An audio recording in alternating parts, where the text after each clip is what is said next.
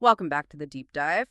Today, we're doing something a little different. We're not looking at some huge national trend. Instead, we're really drilling down, looking closely at just one single city council meeting agenda. It's from November 3rd, 2025, and we're kind of using it as a window, really, into the impossible scope of local government.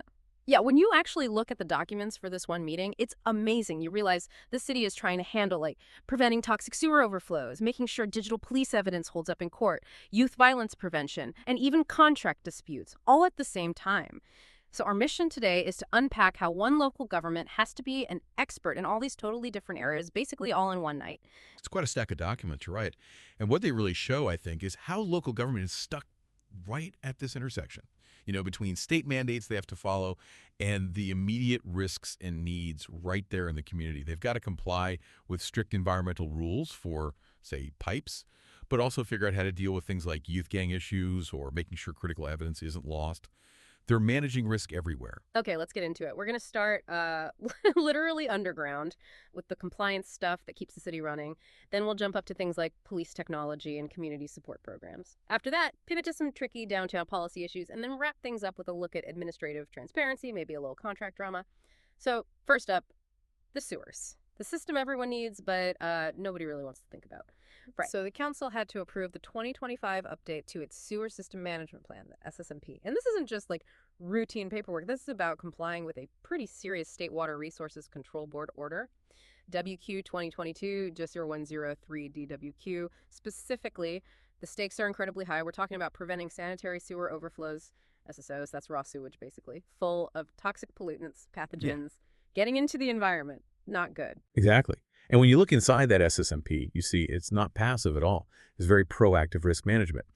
The main causes of these overflows, pretty much what you'd expect. Pipes getting old, breaking down, grease clogging things up, tree roots getting in. So to fight that, the wastewater collection section, they've mapped out the whole city, divided into 18 zones for cleaning, targeting high-priority areas, and doing system-wide sweeps. And you see this reflected in the budget, too. There's real money being put towards this, including $150,000 just for dealing with root problems over the next 2 fiscal years.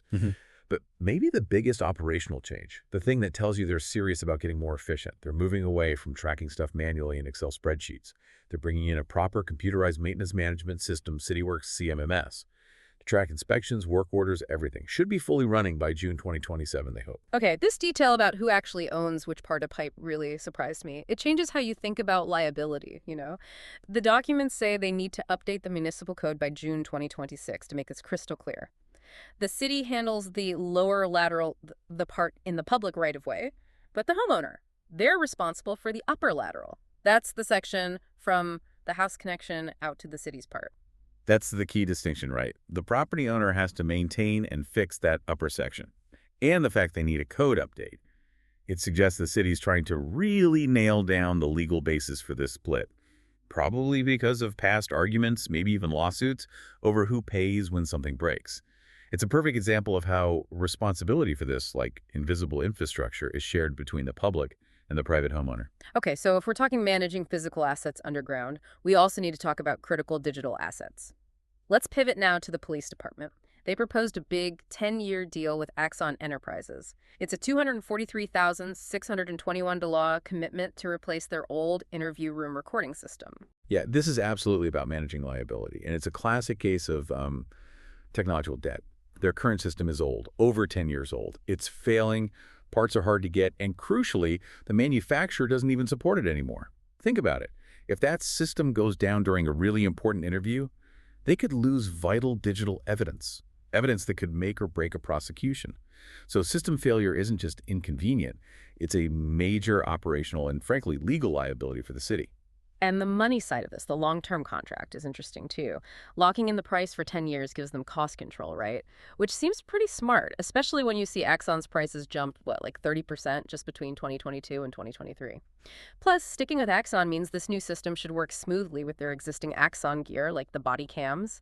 It standardizes their whole digital evidence setup. It standardizes it, yeah, that's the upside. But it does raise a question, doesn't it? Locking in prices for a decade protects against inflation, sure. But aren't they also kind of locking themselves in technologically, committing to one vendor for 10 whole years? What happens if, in year 4 or 5, some amazing new competitor comes along, cheaper, better tech? It feels like a significant gamble in a field like digital forensics that changes so fast. It definitely is a gamble. Seems like one they're willing to take for that integration and budget stability right now. Okay, shifting gears again. Public safety isn't just about police tech, it's also about proactive community work. The council also approved a contract about $103,000 with Catholic Charities of Santa Clara County. This is for the South County Youth Task Force Project 2, THR-VIE. Right. And the focus of this SCYTF, the Youth Task Force, it's all about prevention. They're working to head off violence, reduce juvenile delinquency among young people, specifically ages 9 to 24, and they target kids living in what the documents call opportunity neighborhoods. Basically areas with higher challenges, like poverty or exposure to gangs. The services sound quite tailored. Things like restorative community circles, case management, street outreach. They even name specific culturally responsive youth groups, like El Joven Noble and Janakli. The goal is to serve at least 40 different kids each year. And it's clear the money isn't just for salaries. It covers basics to healthy food for meetings, supplies, staff for the OES team, making sure the services actually work for the kids involved. All right, let's talk about downtown now. The visible heart of the city, its health and its image. The council is dealing with two pretty urgent issues here. First, tackling storefront blight. They want to bring back an old ordinance about vacant commercial spaces, but update it. Yeah, the goal is straightforward. Get rid of those ugly boarded-up storefronts that drag down the area. The new rules they're proposing, based on what a subcommittee recommended, get specific. They explicitly ban things like plain plastic sheeting, paper, or just drywall covering windows. But the real focus is on plywood. You can use bare plywood, but only for 90 days. Quick fixes only. After that, it has to be decorated somehow, artwork, window painting, something. Or the owner gets hit with $500 monthly fine. Wow, $500 a month. That's not pocket change for a vacant storefront. That sounds like it's meant to really force action, not just be a cost of doing business. Exactly. It signals they're serious about the visual impact. It's the price of blight, essentially. And even if the owner does decorate the plywood, there's still a time limit, 1 year typically, though they might grant an extension in special cases. But if you don't take it down after that year, or the extension, another fine kicks in, $250 a month. But here's where you see the city being really careful, legally speaking, about property rules. Staff specifically advised against putting in a vacancy tax right now, even though there might be public appetite for it. Oh, why the hesitation? What's the concern? The legal risk, basically. They point directly to a 2024 court case in San Francisco, DeBane v. City and County of San Francisco.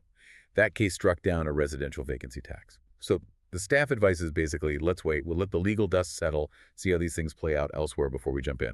They're clearly trying to avoid potentially massive legal costs and maybe even class action lawsuits if their own tax got challenged and overturned. It looks like fiscal caution is winning out over maybe a more aggressive policy impulse right now. That makes sense. That legal caution leads us to the second downtown issue they tackled, this one with real urgency, a temporary ban on new tobacco retailer permits just in the downtown area. Yes, and this was done as an urgency ordinance, which needs a higher bar for justification. The city argued that having too many tobacco shops clustered together was becoming an immediate threat to minors, to public welfare generally.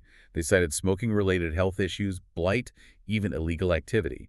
And crucially, the documents mentioned specific police action back in April 2025.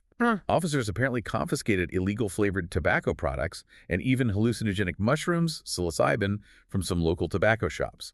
That specific finding, that police action, seems to be what gave them the evidence they needed to declare it an urgent threat. So the ban is temporary, just 45 days. It's designed to give staff breathing room, time to draft permanent, legally sound regulations about where these kinds of shops can actually be located downtown. Okay, our last segment now. Moving into housing policy and then administrative accountability, two different sides of local government. On housing, the city is updating its rules for accessory dwelling units, ADUs, granny flats, backyard cottages. But this seems less about local initiative and more about keeping up with state law, right? Mandates coming down from Sacramento like SB 477, AB 2533, all aimed at making it easier to build housing. That's exactly the context. The state is basically telling cities you need to make this easier. And the key changes in these new ADU rules reflect that pressure. They now require what's called ministerial approval, and they have to do it within 60 days of getting a complete application. Hang on. Ministerial approval. For folks not steeped in planning jargon, what does that actually mean on the ground? It means city staff doesn't really have discretion. They can't deny an application just because neighbors don't like it or they don't like the look of it.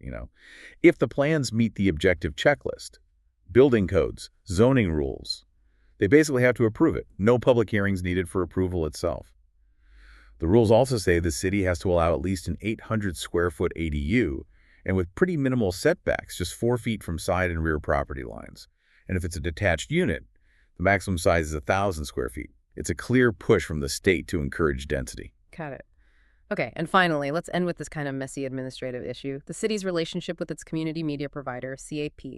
They run the public access channels, PEG channels 17, 18, and 19. Yeah, the documents lay out a pretty serious problem here.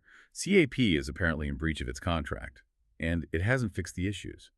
Uncured noncompliance is the term used. Specifically, they failed to provide key financial documents. The big ones missing are the financial statements for both 2023 and 2024. And most critically, they haven't provided the required independent audit. That audit is really important. It's how the city verifies that the public money given to CAP is actually being used properly, legally, according to the contract. Not having that audit, it's not just messy paperwork, it's like a fundamental breakdown in financial oversight for public funds, potentially leaves the door open to misuse or mismanagement. And kind of ironically, the city now actually pays a different external vendor to record the council meetings remotely. Maybe that tells you something about their confidence level in CAP's own operations right now. So let's take a step back. What does this all mean for you listening? We just walked through a single meeting's agenda, and it demanded city leaders and staff be experts in what? Underground pipe maintenance, federal housing law, digital video forensics, constitutional tax law, and community media contracts. All at once. It absolutely confirms just how incredibly complex local governance is. It's this constant balancing act. They have to meet these really long-term regulatory demands, like that sewer plan with audits scheduled out to 2030. But at the same time, they're dealing with immediate economic pressures and legal risks, like deciding to hold off on that vacancy tax to avoid a lawsuit. And they're trying to keep up with technology, like standardizing on Axon for police evidence. These documents, they really give you a raw look at a city juggling risk and opportunity across basically every possible area simultaneously. So here's a final thought to leave you with. Given how much mandatory long-term planning is involved in just basic infrastructure, like that sewer system dictating work for the next decade, what happens to a city's ability to plan for the future? Especially when immediate legal threats from potentially controversial policies like that vacancy tax idea pop up. Does reacting to today's legal risks eat up the time and resources needed to proactively shape tomorrow? It's something to think about next time you see the agenda for your own local council meeting. That's all the time we have for this deep dive. Thanks for joining us, and we'll see you next time.